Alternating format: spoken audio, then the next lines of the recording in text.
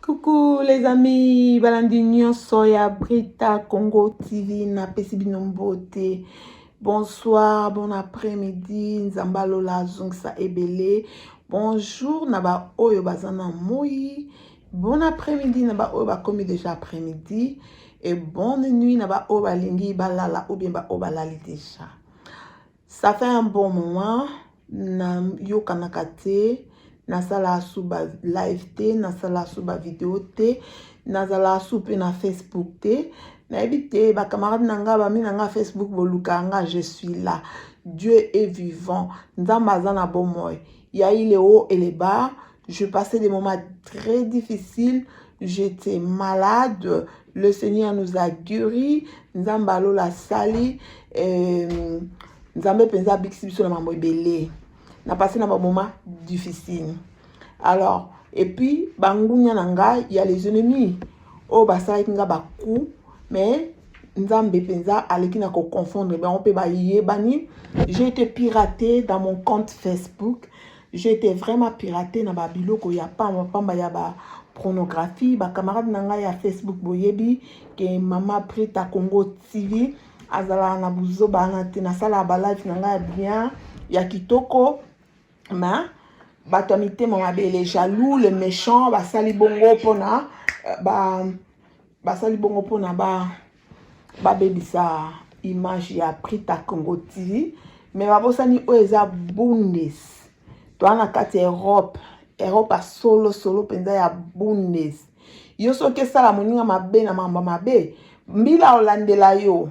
Donc balandela bango mais baza ki di baloko baza penza baza on dit comment baza na baza on dit bazo somnolé ba yebite mais basi ba yebani Dieu merci je suis innocente parce que na sala pe bilo a bongote et créer là même ba problème na ba relation nga bien auto zaki na bango batmusu ba comment na kima bappel na bango au moins les tozala botam so sala ferme na mutu il faut devoir y moi bon mais azo kozo na ba téléphone te ba bon pardon ba ligne nga ni ce que ça na maboko a police donc ozo expliquer ba camarade batna yo oluki penza ba nzela nyoso ba canal nyoso ba comme c'est là un message que moi yo atteindre bango exacte batmusu ba ndumo na nti lokuta mais na bimi molongi na nyoso na bimi molongi.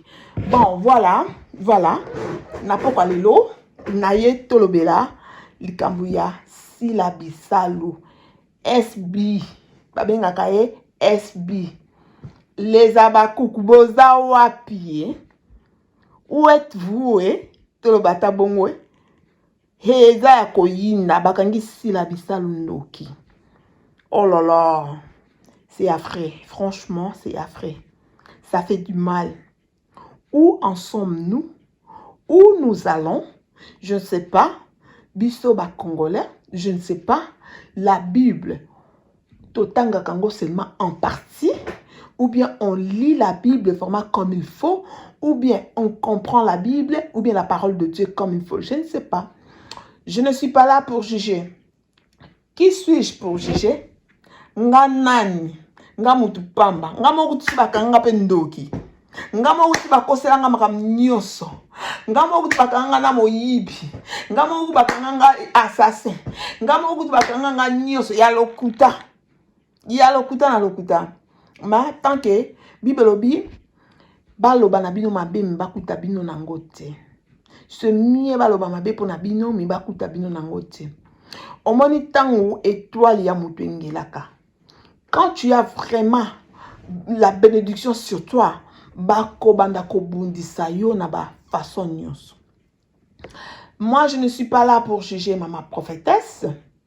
Je ne suis pas là pour prendre la part de Sila Bisalou parce que naza na même pas na lien mais tant que as artiste de Mboka Congo, moi na Congo, je fais partie de Brita Congo TV. Je suis la congolaise. Ombri nanga mutolu nanga ba nango na Congo, nabota na Congo, kambie même na koli na kata Europe mais naza moi na Congo. Donc naza penza ya Congo. Donc mutolu nanga bakunda na Congo na mwana ya Zaïre wa dans la paix. Na longwa Congo na zaïwa dans la paix na tika debu congolais te. Na minute to comme bana ya Congo, la République démocratique du Congo, donc debu congolais, to yo comme na musika to ye ko li on pe kaka parce que to za bana Congo. Yango na ekolobela likambi ya sila bisalo. Sinon to za ba problème belé na Congo, to zo likana Congo est avancé. To zo likana nous ba galère, ba misère o ezana mboka na biso Congo sila. Tozo lukana ndinga ko aider ba orphelin, to aider ba veuve, to aider ba handicapé, to aider ba femme bâtie, to aider ba femme seule, to talana ndenge mboke ko marcher. Tozo lukana to soutenir notre président Fachi Beton, Félix Antoine Tshilombo. Tozo lukana biso to kende de l'avant avec Congo fort. Avec président Papi Chamala. Tozo lukana to avancer biso bana ya Congo fort, ba camarades, tous les camarades du Congo fort, to ba idéologie ni toko lo ba pona ko bongisa mboka, mais dommage chaque jour ezaka so bolali bolamuki likambe bimi, so bolali bolamuki likambe bimi to lo bana to pasola na poke ba kangisi la bisalo ndoki, chaque chose a son temps et là on est là ezaka na tango nango nga na ebité parce que si la mikoazo pèse ça va moto na ba gaz. Donc moi je fais pas trop théâtre congolais. Là vraiment je le dis, na ko ngo mo makele mingi ebele. Mais ezana ba théâtre msupe ça la penza bien. Neti miko na la dit théâtre ya si là derrière mon nombril si c'est quoi je pense. Ezaki très kitoko. Na landi théâtre ya MK Mimi Kabongo ninyo c'est quoi le mariage et ça qui bien nalandi pe pour na ko seka muke belle vie école du comédie et ça qui bien to se détendre to longo ba stress donc c'est-à-dire ba air moko boye natala nanga pe ba théâtre congolaise parce que naza congolaise donc du sang et puis le souna juif maman donc moi comprendre voilà. C'était l'introduction, mais je suis choquée. Vraiment, franchement, c'est affreux. Je suis nerveux de vous dire ça, que c'est la méchanceté. Naza contre maman prophétesse. Maman prophétesse a kangi si la bisalundoki. Ah bon? Totanga la Bible ndam te, totanga la Bible comme il faut. Bible lobby, muto azangi sagesse, asinga sagesse. Muto azangi intelligence, asinga intelligence. La preuve en est que roi Salomon asinga ki nzambe bozuite. Asinga ki nzambe apesa ye sagesse. Nzamba tali abi roi oyo ngana lingiye na pesi ba capacité nyonso metale loko asenga ko ekosenga ngambongo yango na kopesa ye bozui ebele na kopesa ye sagesse intelligence ako dominer pe ako umila sina tangwa. Voilà donc bana na nzambe esengeli to luka mingi sagesse to luka kozala pressé te to luka bilo a mokilité pardon to luka kam koyeba na ebele te to lukaka mingi sagesse n'intelligence. Parce que la Bible dit, ne méprisez pas la prophétie. Tout comme je peux le dire en pluriel, ne méprisons pas les prophéties. Tobo yakaba prophétie parce que y a 1, 2, 3, 4, 5, faut pas les mépriser. Soyez pésamment, ne méprisez pas la prophétie. Parce que, pourquoi je dis cela? Parce que et puis, Bible lobby, examine-le. Bible lobby, tu examines. Yamalamu, tozui. Et yamabe, tozoate. Et puis, la prophétie doit être interpellée. On dit quoi? Je manque les mots. Éclaircir, si je vais être bien dur. Donc, Moutou azui prophétie. Na muto azo prophétiser, na muto azo vision, et sengeli na bango, pardon, ba éclaircir biso, ba interpréter, c'est ça le mot, ba interpréter comme il faut, ba expliquer, voilà. Parce que la prophétie, c'est la langue de Dieu. Vision, c'est la façon dont Nzamba lobela kabiso. Dieu parle d'une manière d'une autre. Tantôt en vision, tantôt en vision, tantôt dans un rêve. Donc Dieu nous parle tantôt d'une manière d'une autre. C'est là, yango Bible qui na biso, to mépriser la prophétie, to examiner yango. Bible petit biso 14 à la to c'est la sagesse. Moi je suis pas ni contre ni pour. Je suis pas contre maman prophétesse. Je suis pas pour maman Sila, sauf que je dirais ceci, na part nanga. Na part nanga, maman prophétesse, ce qui y a solo, aux qui vision en colo. Ce qui y a solo, aux qui vision en Zambé. Nga nazana pour na juger au théo, parce que Nzamba itisaka na ba manière, pe na ba façon na ebele. Mais fallait que senga na Nzambe sagesse. Seigneur, au lobby, au lakisinga. Mena sala nini. Pour ni Bible lobby, pour ni Jésus-Christ koutu yé moko. Moi Nzambe, celui qui s'est fait chair. Il est venu en chair, en os et en chair. Ami kitisaki. Abanda ikoloba mingi na parabole, en parabole. Oh. Akoy koloba mamni sumba moko bleu. Abanda ikoloba en parabole parce qu'azaki na sagesse d'en haut. La sagesse du Saint-Esprit. Il faut qu'on s'enga la sagesse et Saint-Esprit. Ce qui est vrai, ce qui est vrai. Nzamba lobby. Pour exemple, pour ça, si là, à se repentir, ce qui est vrai. Que, bon, on dit, bamsou malobaka ndoki, ce que toi, la moutezo ngenga, comme si ndoki. Ou bien, tamsusu, asala moi ba cri na ye, nzamba monike, ye akotombo la ndenge singeli mais pas ba cri à se repentir. Alors fallait que singa la sagesse ou bien que en parabole. Et puis auquel luka mutongo yimo ko en privé. Pour nanine ko singa la sagesse du Saint-Esprit. Pour nanine te ko la ce qui est vrai, nga na zuboya na ngate, na ko jijote, tant que na muto mokili, nga nani. Na zana droit à douter professeur bien parole y embêté mais Bible to examiner. Il faut qu'on soit par y a examination, il faut qu'on soit par y a réflexion, il faut qu'on soit par y a sagesse et intelligence. Alors comment se fait-il que au Jésus-Christ notre roi le Seigneur il parlait en parabole. Enfin na ba disciple na toujours na parabole. Akende boyazo te asoka te asisi li cessé ma cessé tanga la Bible ngela lobi ma cessé atay ko baka na li cessé na français ba lobi en parabole. Est-ce que Jésus a dit maïl était?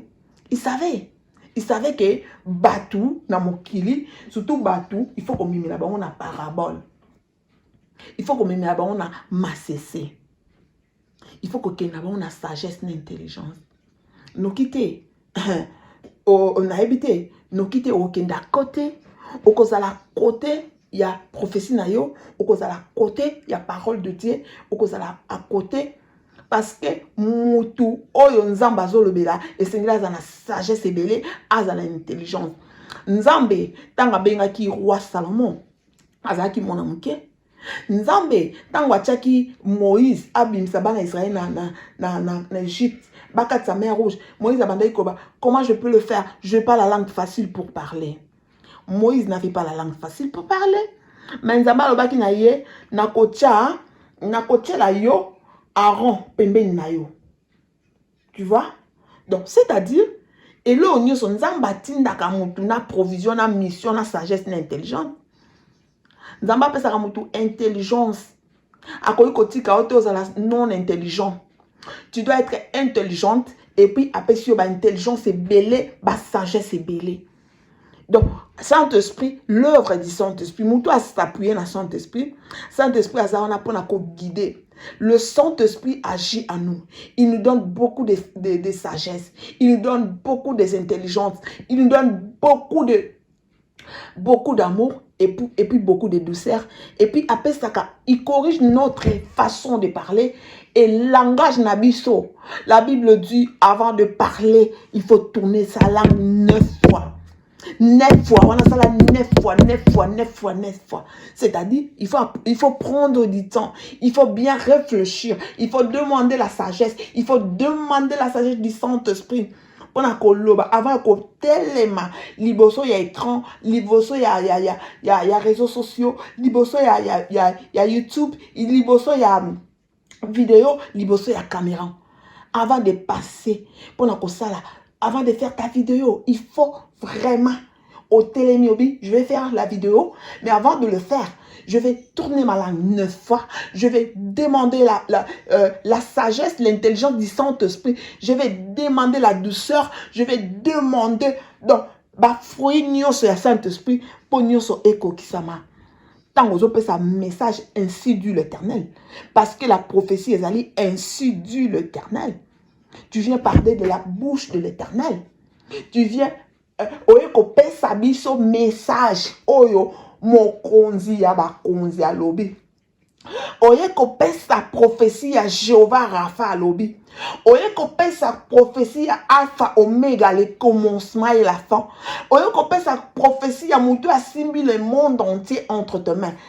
Attendez, écoutez. Ne blaguons pas avec Dieu. Hein? Tout ça qu'on a en Nzambe, il n'est pas notre ami.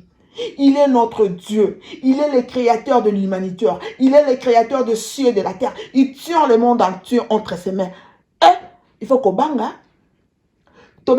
Dieu de compassion, de miséricorde. Il est miséricordieux. Mais il chatue aussi. Hein?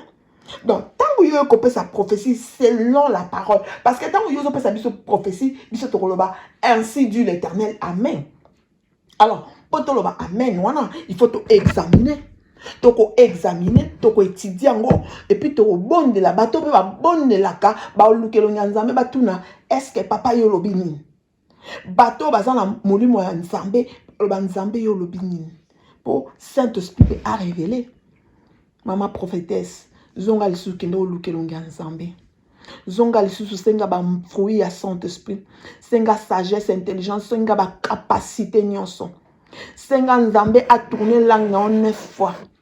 Avant ya koya kolobati le Seigneur otindinga Samuel a lobaki nzambe Seigneur tu m'as appelé oui je t'ai appelé atinda kiye nzambo atinda ka ibina atinda ka otinda te atindela un message pour batinjo so batelemi na yobo ngana telemi na ngayo te mena iso kake ba prophétie faut ko examiner ngo langage na otango lingo tenir ou bien tango lingo koloba faut oyeba pour ezala penza ainsi dit l'Éternel.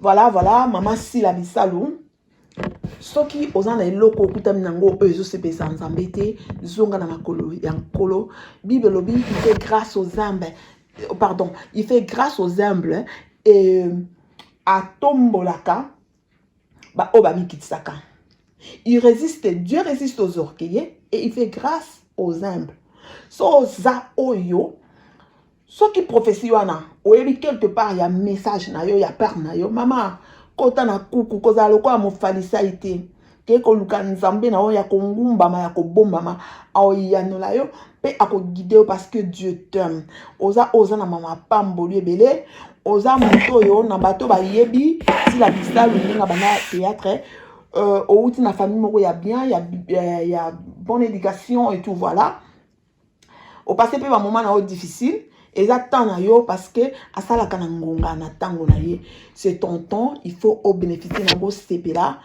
alors comme il tungsate tika bat baloba Jésus écoute ba finga ki azan esprit azan alo sala ba miracle l'esprit à Jézeboul ce que Jézeboul Belzéboul voilà Belzéboul ba finga ki na ba façon ebelé Jésus-Christ écoute anima ma quitté même ba o ba sala ki na pembeni batika kondima été. Donc, même l'entourage n'a pas de continuité. Et bon, kaka yo, comme tu dis ça, la Bible, tu vas sa prophétie. Sur les âges solo, tu ne t'inquiètes pas. Hein? Ne t'inquiète pas, qu'il de l'avant. Va de l'avant, si la bissale. Baba cook nyon se na monde ba commenter babi kende de l'avant. Botika ko finga, tout un esprit ko finga, le Congo va très mal. Congo est dans la posa ya ba soutien pe Congo ka ba congolais on ba sambela na modèle moko mais ka bango ako sambela na 4 heures na 5 heures à 6 prière ba na 4 à 6 na tin il y a 1 heure du matin il y a 1 heure tu 2 heures 3 heures 4 heures 5 heures 6 heures tant ka to comme à 7 heures boye ye wana tombo téléphone abandi ko critiquer moninga abandi ko kosela ye alala boso alala tina makanisi azu vision abandi ko panza moto ndoki moto tika ba finga ndoki tika ba lo mama be pona me bakuta ona ngote baloba mabe Saint-Esprit muto ayebi ko soigner réputation. Oui, eza réputation, eza image, ça fait très mal. Pour nga moko pe période mo ba koselanga makambo na yebi mutina makote mais nzamba confonda batu wana. Batongo ba église na bango, nzamba confonda bango na ba église na bango. Nzambe penza confonda bango na ba église na bango, bango mo ba yebi. Omoni mutu oya ko lo cancelo mabe yo cancele mabe te. Yo oza na innocent ou bien innocente. Nzamba yebi ne abundela biso. Bible dit même si je tombe, c'est Jésus qui me révèle. Qui me relève, pardon. Même si je tombe, c'est Jésus-Christ qui me relève. Mon dimi, akoki koko ya mbala na mbala. Mais yeso a otombola ye, ototozaba, otobenga mina destiné ankolo. Alors, comme il tient na yo suscité ici là, Oumea na bonzambe, oumea na msa na yo kende de l'avant. Babamba libanga kaka, na mango ya kotela. Mais soki, oyebi quelque chose, na ba prophétie, oyo maman prophétesse apesi, yo, ça la part na yo kolongi nzambe. Malgré prophétie ngo zaki somo, qualifier muto, ana misu 4, na kata misu na, et la facilité, mais on ne sait pas. Le monde va très mal. Biso na poto atoto nyo komana na mangamba ba covid kende bezonga mokile ezonga na ndenge ezalaki te na Congo to luka Congo ngo ebonga Congo kuta ebonga te mbutu en tout cas pesa okimileza te to kanga makana Yesu il fait grâce à qu'il veut to ya penza to kanga na prière to bima na ba distraction on eza ba distraction maman prophétesse senga penza nzambe apesa o sagesse et puis au tournera langue na 9 fois, Saint-Esprit a guidé yo, sala musala nzambe comme il faut, kozala mbangute. So penza nzamba pesi yo message, zwa penza sous temps ya kokota sous ma bonde l'autre Seigneur, olobi na loba ou bien na salani, ozui temps ya koyoka e, parce que tant que yo lobe so na nzambe, eza ainsi dit l'Éternel, c'est la bouche de l'Éternel. Alors tant que zo na bouche ya nzambe, so eza ya ngote. Bible lobi hein. Les hommes de Dieu là que vous voyez, bah samedi ça m'appelle mbala na mbala. Na royaume de cieux, bah oh bah c'est là qui nous embête. Bah on doit châtiment plus. Et faut to banga kana nzambe. To banga châtiment. À quoi sert bon d'un homme de gagner toute yo moi na nzambe, à quoi te sert bon au gagner monde entier mobimba. So ko gagner monde entier mobimba au père de Aminayo. À quoi sert bon? Bibelo biango. Olingi o gagné nyonso, gagné monde entier, o gagné batu batali, batu balobi aye, ya danse, ye boy. Mais si koyo, il y a prophétisaka, il y a salabo. Mais si tu n'es pas dans le vrai, on doit châtiment double, ba quadruple, ba châtiment dans le royaume des cieux. Ba quadruple, ya ba fimbu na ba moto, na bo konzi na likolo pe menya papa. Parce que Bible dit tant on est kokoka. Jésus a comme anaye a rolongo avocat. Jésus a comme juge. Et à facilité le tango asa avocat na besoin intercéder auprès du Père parce que alingi mutinyoso Bible dit aye abi Père je les ai laissés dans les mondes. Ils sont pas de ces mondes. Na lingi te ata moko yanga bunga. Jésus azan peme na papa zo intercéder par lingi a moko te ya ye oya benga ki oya poni to bunga te to zo bokonzi na likolo. Et alors soki ba prophétesse na ba prophétaire na ba nani ba prophète nyonso o ba zo ko prophétiser mensonge ba po ba détruire ba na nzambe na ba o ba zo na makambu ya mabe ya lokuta ona ba o ba zo nyokola peuple na ba o ba zo nyokola ba âme ba ko zo li foot na bango jugement na mo panzambe. Voilà na sukiana si la bisalo nous t'aimons prend fait ta part ça musala na yo lukaka elongi nzambe wome na sena makolo na nkolo nzamba lingi yo Dieu t'aime tu le sais. Parce que moi beta pia vi na oleka ce qui nous embête au mon appelle mingi o bobo tanga bango basila de ya kokufa ezate parce que yo leki bango malamu si la bisalo parce que grâce et la bonté la grâce de Dieu ezo demeurer na sur yo nzamba ebi pourquoi zo tikona na mokili nzamba ebi pourquoi zo bénir yo diable pas otikate diable otikate osalaka bitumba toza nango ka chaque jour au jour tant que toi na moki toza kana bitumba. Donc voilà, te demeurer ferme dans la prière. Abonnez-vous massivement sur ma chaîne Prita Congo TV. Je suis là. Dieu me fait grâce. Nazali. Dans ça, la vidéo live pour mon anga. J'avais un moment vraiment difficile. Jusque là même, ordinateur nanga, babylon nanga, ils n'ont pas avocat parce que fallait battre moi na tika ino Facebook, nini. Mais live nanga, je peux toujours le faire. C'est autorisé na kosa nanga, mais nazo ki moi recul boulot bino webika poto boulot na ota nanga mamwele kana ba net na moi nanga mamwe belé dans l'émission na ngo belé na zongi en forme et en déforme na zongi penza lokwa na zongi nanga to mona na monana dans tout ça ça ma solo. Abonnez-vous sur ma chaîne Prita Congo TV. Ma solo ya kitoko ya ba conseil. Eza chaîne à polémique te ya ma fingate. Nzamba lola pambola bino. Oya ngai, oya nga de tous les jours, de tous les temps. Oyo. Tozali na bango e nyonso Hélène Louza. Oumela moi c'est batu ya gabe au kito bonki antolo. Yone. Oya nga ma copine depuis lemba, depuis ba king. Hélène, tozalaka. Oumela. Ma copine depuis Kim, Gertrude. Oumela, maman na Jonathan, maman na Leslie, maman na Aurélie, moi c'est ya Batou, ya Hervé Ngia Bobisa, oumela, mais c'est les conseillers. On a conseillé, oumela, oyanga, on a famille, Jantiningo Bila, oumela, oyanga, oumela, penza, bozala, ya Roger, Mankoto, bien, Mengobila, oumela, yaya de moi. Boza tellement ébélé. Na bosa nimiote Robson Pemba petite nanga ya kati leki nanga mona ntsuka ya kati bongo Suzette Massambi la commonose. Suzette Massambi ma copine de tous les jours de tous les temps la commonose. Ouvela balobi les millionnaires Pepe Kia la nakata Switzerland na bosa na hote na kwela ne ma problème.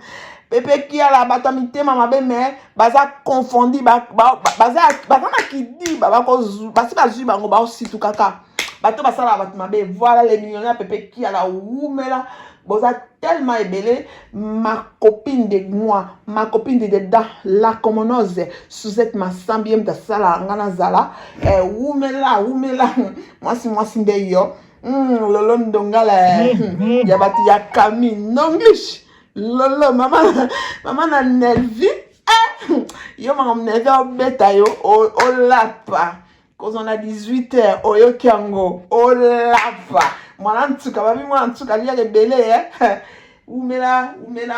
Oumela, boza tellement belé. Chantal qui zomba ya papa Franck. Boza ebele ba oyanga. Nako bana otanga bino bana awate. Elle chante aux grandes sœurs de moi. Oumela ya nanga Chantal. Yemoko, maman présidente na Rickenhausen. Babi Rickenhausen de Makambwe. Libenga